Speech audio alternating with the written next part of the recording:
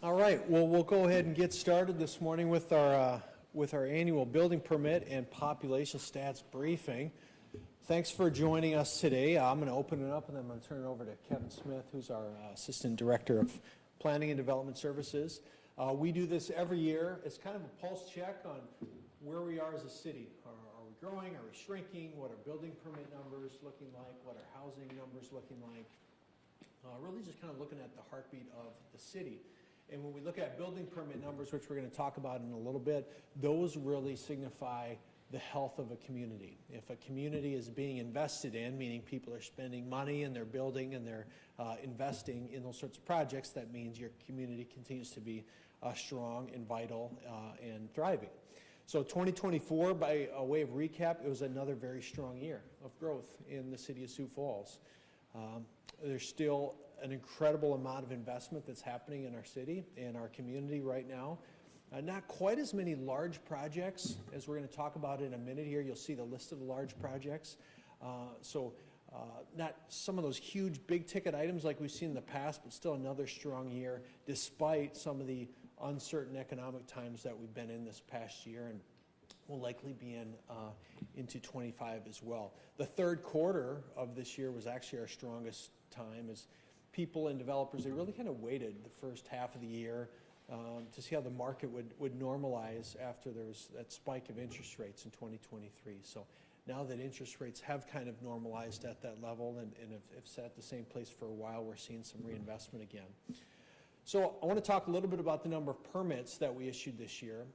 And so we look at total number of permits just as another indicator of how much work is being done in the city of Sioux Falls. So just for clarification, you pull a $10 million building permit or you pull a permit on your deck that you're going to expand for $10,000, both of those are a permit. So we had a few less permits this year than we've seen in previous years. 2022, a little bit of an anomaly there, as with 2015 when we had some hail damage and some storm damage, some derechos in 2022. So a lot of shingles and roof work that year. So if you're wondering what that spike is, that's what that's about. But about 6,200 total permits issued this year. One thing that we're seeing though with a little bit of dip in permits is, and I'm not telling you anything that you don't know, is the cost of building right now. And I want to just give you an example of some numbers that we track.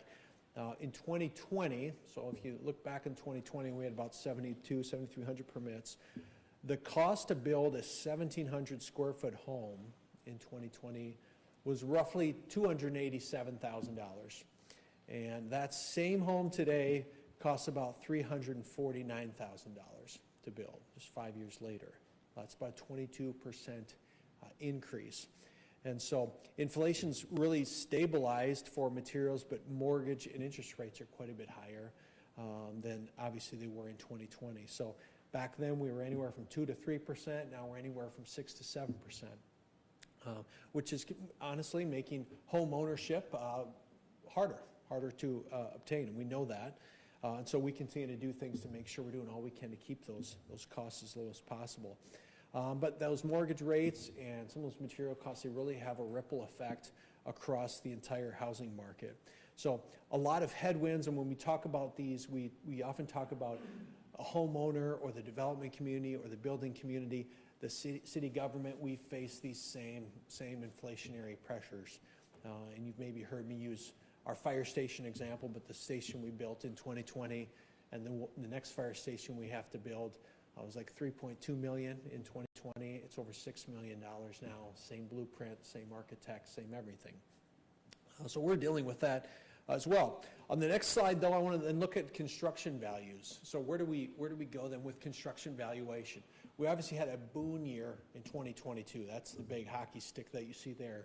But our fourth year in a row of being over $1 billion. And I really believe that this is kind of going to be our new standard, our new benchmark, being above $1 billion. We see a great mix right now of residential and commercial. We're also seeing remodeling that's holding very steady. Some people are maybe instead of saying, hey, I want to move up or I want to get into a different home, saying, well, with interest rates, we're already locked in at this low rate. Maybe we just remodel our current home. So we're seeing steady remodel rates, but Our single-family residential is up. Kevin's going to talk about that. Townhouse, multifamily, that's really steady. There's some absorption happening right now on that. And on the commercial side, we really had a lack of large projects like we've had in the past. You know, we still hit $1 billion, but we didn't have those 30, 40, $70 million permits like we did in the past. We had a couple of them, but not quite as many. So that kind of leads us to the population growth and what happened to our city in terms of growth. And as you can see on the sign here, we are just nipping at 220,000 people right now. We went from 200 and I think it was right around 13,000 last year. So a growth of almost 5,700 people in 2024. That's roughly 2.66% growth year over year in terms of the number of people. It's pretty typical for what we've been experiencing as our new norm. But when I took office, I remember 7 years ago, I think we were about at 180 something at that point. And so continue to see some pretty substantial growth. I'm also watching for other cities to release their population numbers and U.S. Census Bureau numbers to get updated, because at one point we were around 135th largest city in the country. With these numbers and kind of where things have trended in other cities, I expect us to be in more like the 1-teens now in terms of where we sit as one of the largest cities in the country. So another strong year of growth in the city of Sioux Falls. I'm going to turn over to Kevin Smith. He's our Assistant Director of Planning and Development Services, to talk about specifically what we've seen with different units, multifamily, single family, and commercial projects. Kevin?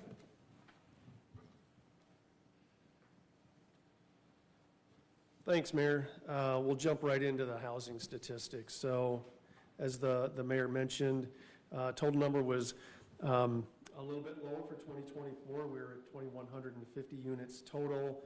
That's about a 19% decrease from 2023, where we were at 2,682.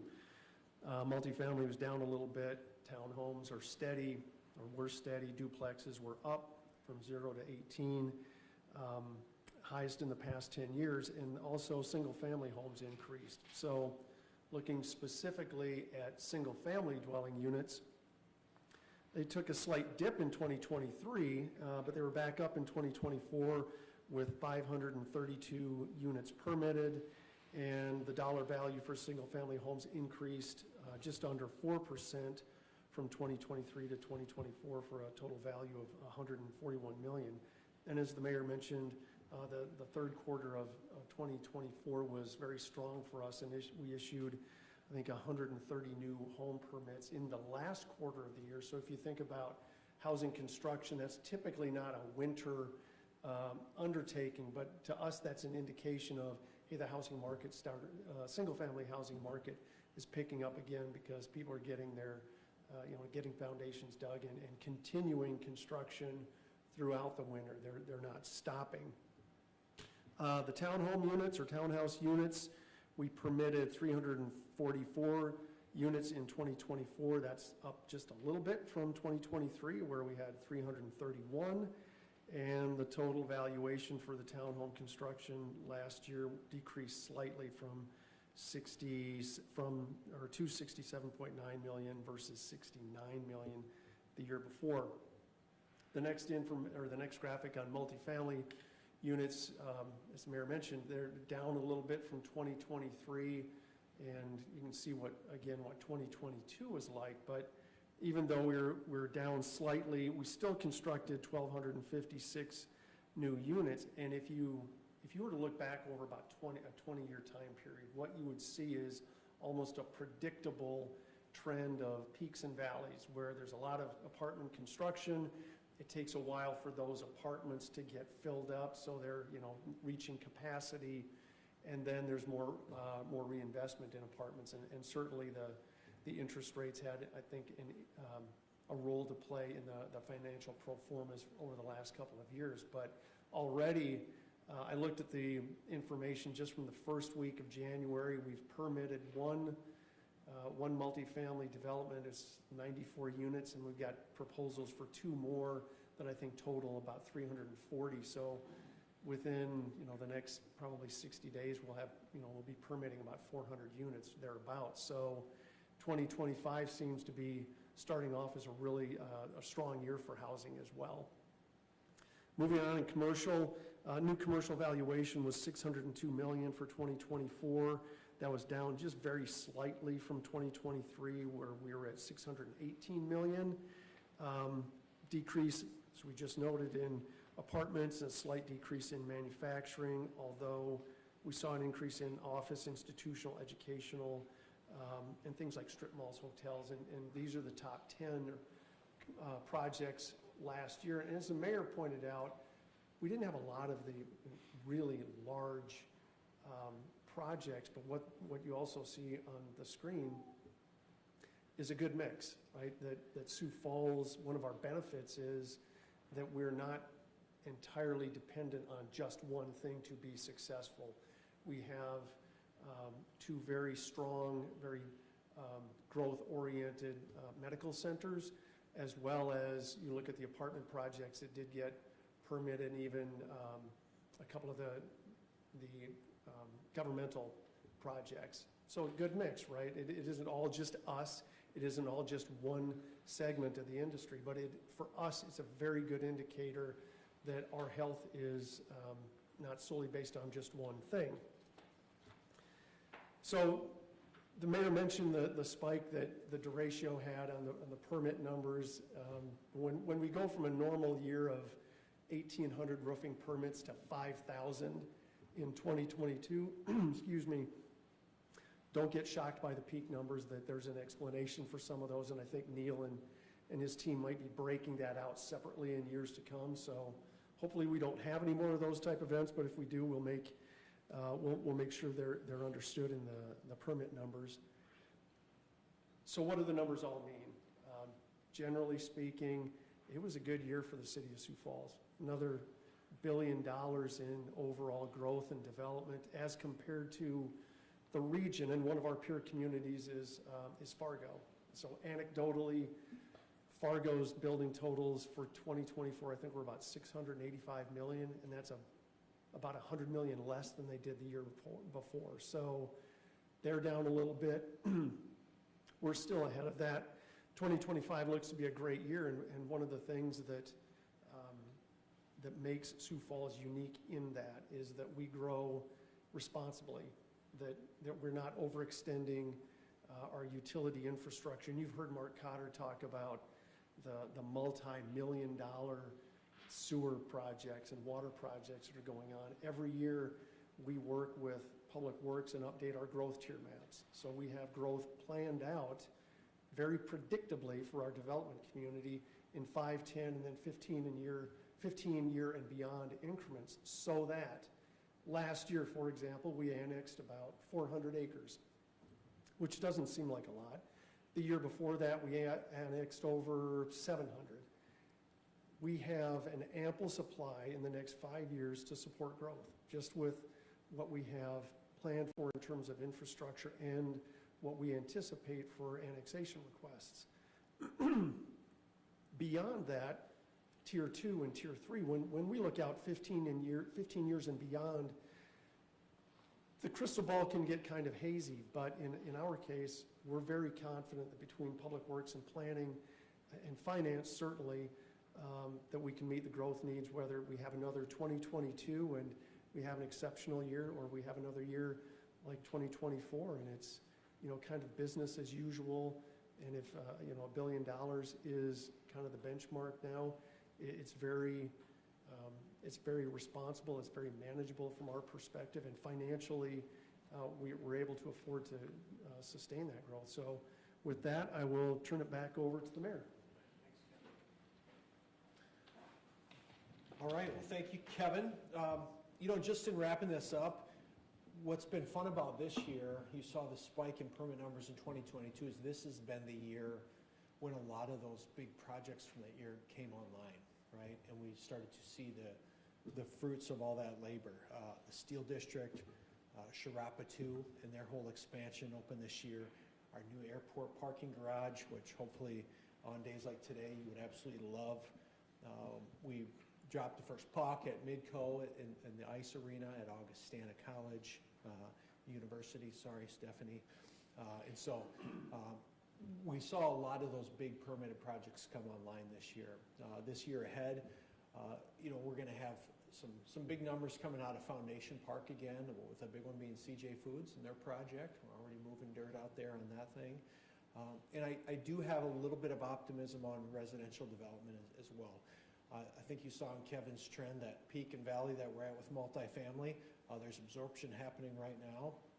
And I think we'll have probably another year of absorption this year on that. But the big theme for us is to continue to keep our community investable, right? Through the policies, through the planning, through the rates that we're charging for utilities, so that our residents can get in housing and multifamily as affordably as possible, and that people can stay in their homes as long as possible as well. So the big three priorities this year, there's going to be three. It's going to be managing growth and casting a vision. You grow by almost 6,000 people a year. That's 6,000 people that will need housing, that all called police officers that all drive on the streets, that need schools. So we're going to have another year of managing that and then casting the vision for that. Vision for what do we do with all these kids and families that continue to grow in our community, and how do we provide them the amenities they need. Second of the big three will be public safety and crime.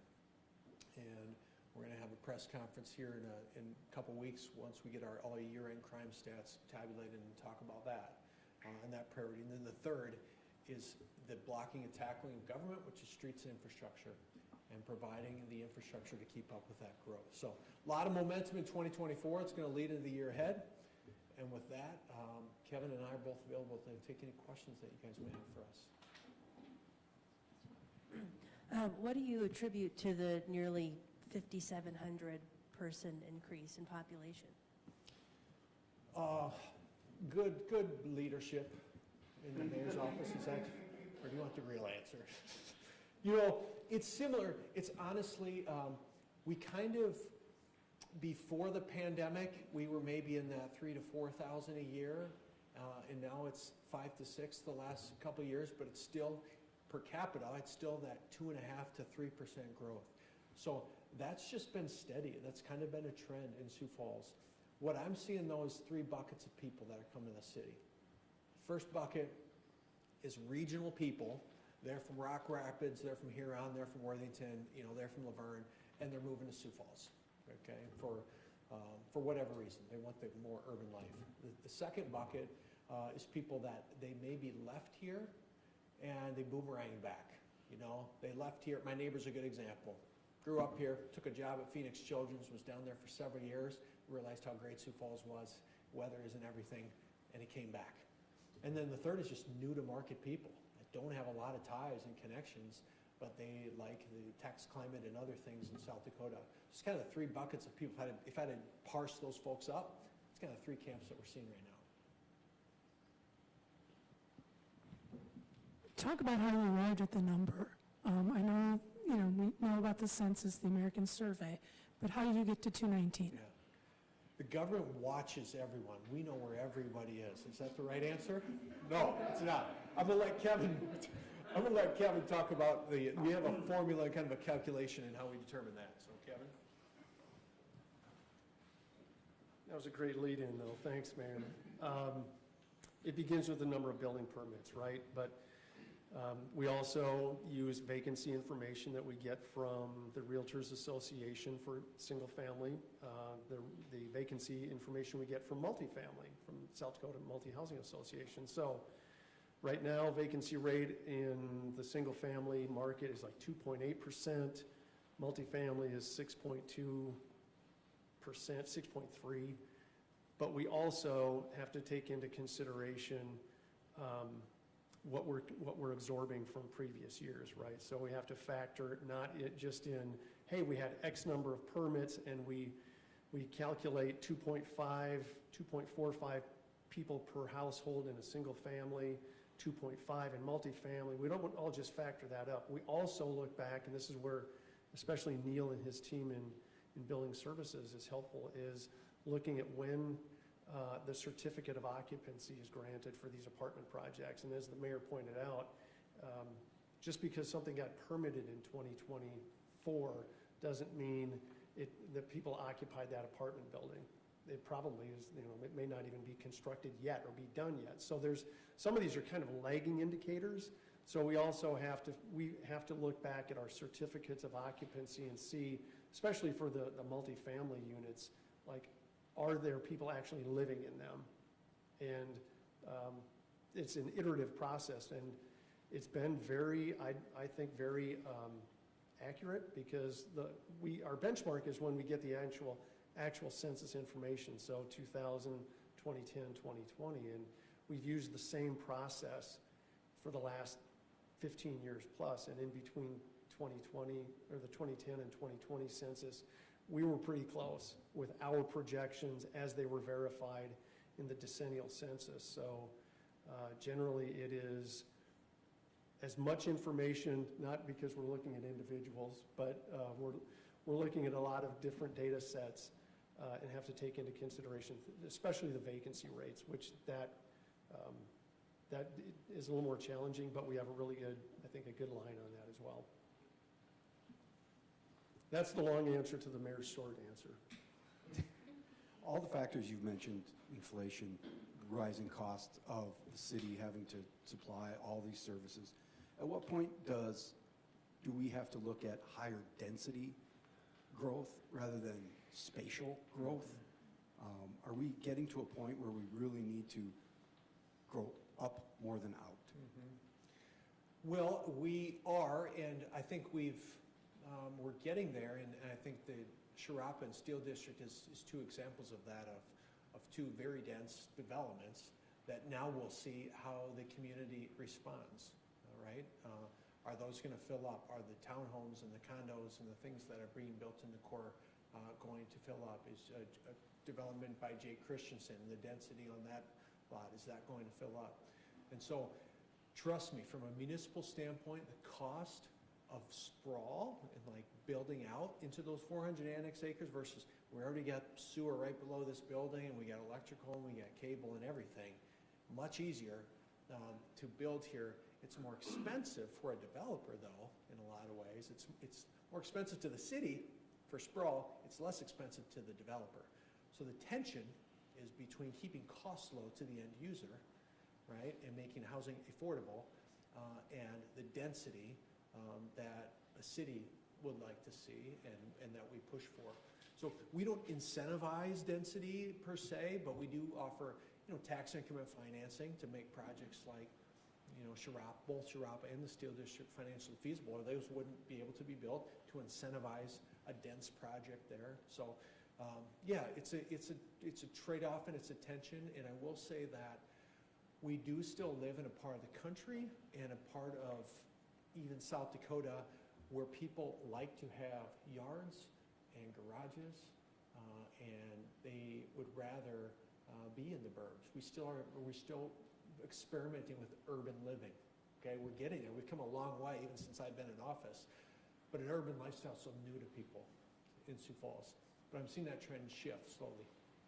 At some point, though, as you were mentioning, the cost of building a 2,000 square foot house or whatever it was being over $300,000, that suburban two-stall garage with a yard is going to be unreachable for people.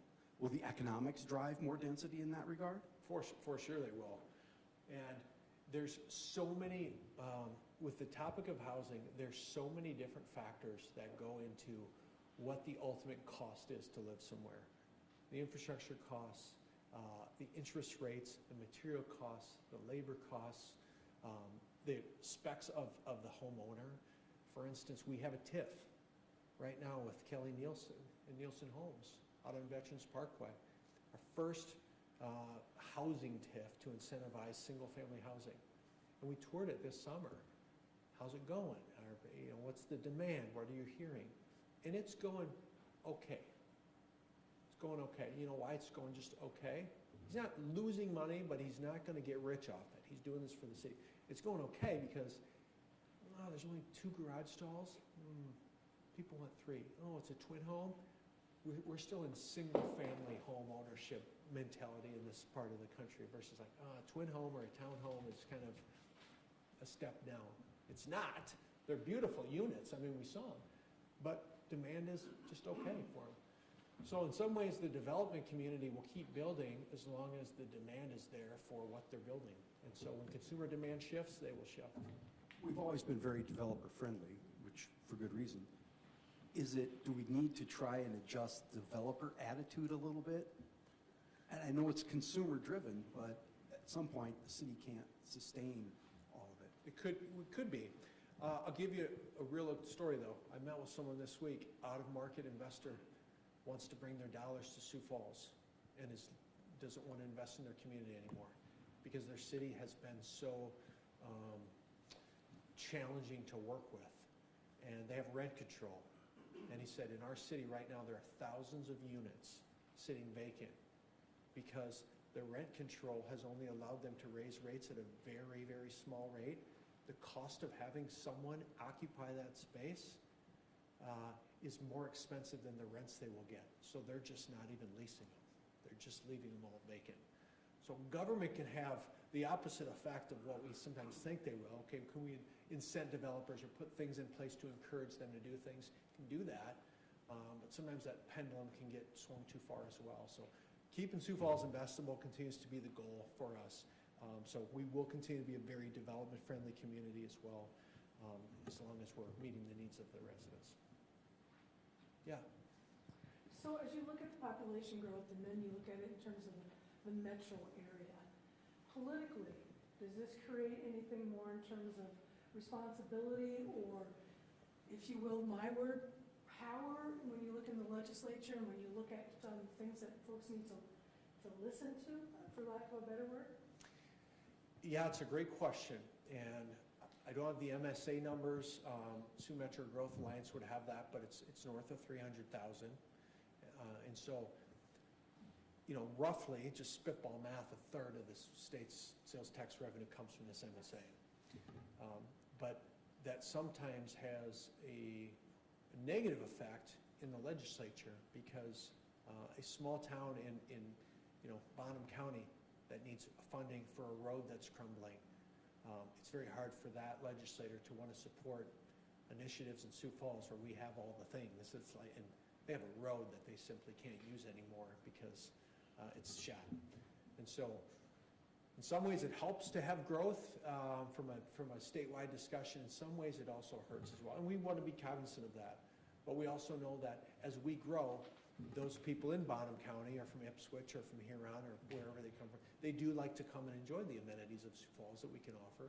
So as we grow and evolve and develop, it really does benefit the state and the residents across the state as well. But we want to be very cognizant of that tension that exists.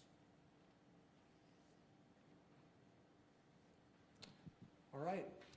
While he's here, I just do want to make sure everyone knows Neil. So Neil's the new Butch Warrington.